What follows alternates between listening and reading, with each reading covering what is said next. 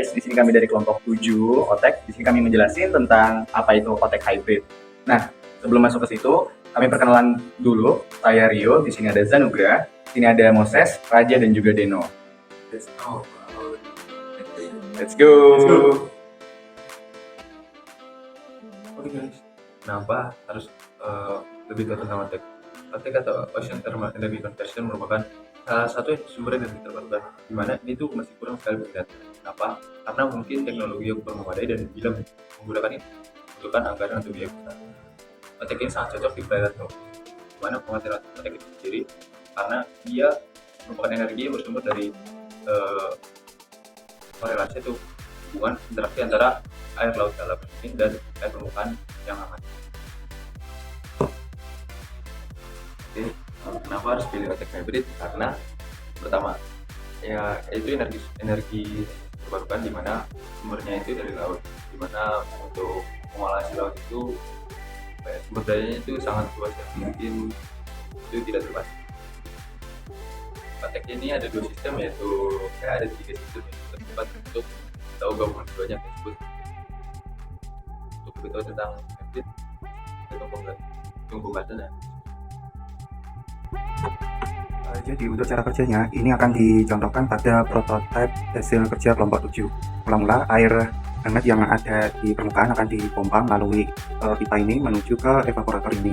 Nah, di evaporator ini nantinya amonia cair itu akan dipanaskan sehingga menjadi gas amonia yang akan menuju pipa ini menuju ke turbin, sehingga turbin nanti bergerak.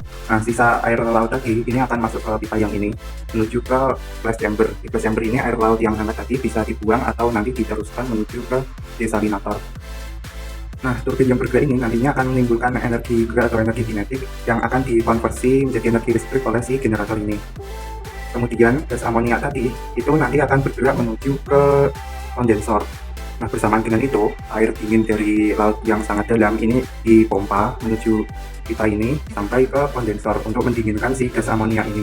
Nah, gas amonia ini yang dingin nanti akan berubah menjadi cairan amonia kembali yang akan digunakan kembali pada sistem ini. Nah, air laut dingin yang dari kondensor ini nanti akan turun melalui pipa ini menuju ke desalinator juga. Nah, di desalinator ini gabungan dari air laut dingin yang dari kondensor dan air hangat yang ada di flash chamber. Nah, di desalinator ini, air laut ini akan mengalami proses desalinasi atau pemisahan dari garam-garam mineral, sehingga air laut yang setelah melalui desalinator ini akan menjadi air tawar dan akan ditampung di tangki. Nah, mungkin itu penjelasan dari cara kerja Otek Hybrid.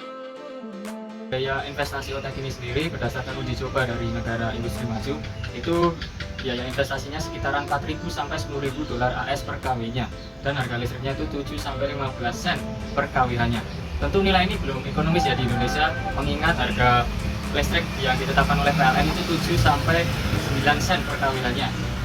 Akan tetapi, Kementerian Kelautan dan Perikanan menuturkan untuk biaya investasi energi laut itu berkisar 500 sampai 1.000 dolar Amerika Serikat per kW-nya, dan untuk harga listriknya itu 0,045 sampai 0,09 dolar AS untuk per kWh-nya. Apabila nilai ini benar, tentu untuk peluang pengembangan Otek di Indonesia ini dapat dilakukan. Oke guys, di sini saya akan membahas tentang spesifikasi Otek. Nah, Otek itu terdiri dari beberapa komponen, yaitu ada mesin kalor atau power plant, terus termasuk di dalamnya itu ada peralatan penukar panas atau heat exchanger, turbin, generator listrik, pompa air, dan cairan kerja atau working fluid, dan pipa-pipa penghubung serta pengendali. Kelebihan dari Otek sendiri yaitu tidak membutuhkan bahan bakar, kemudian biaya operasinya rendah, dan produksi listrik stabil. Namun Otek ini memiliki kekurangan, yaitu biaya pembangunan sendiri tidak murah.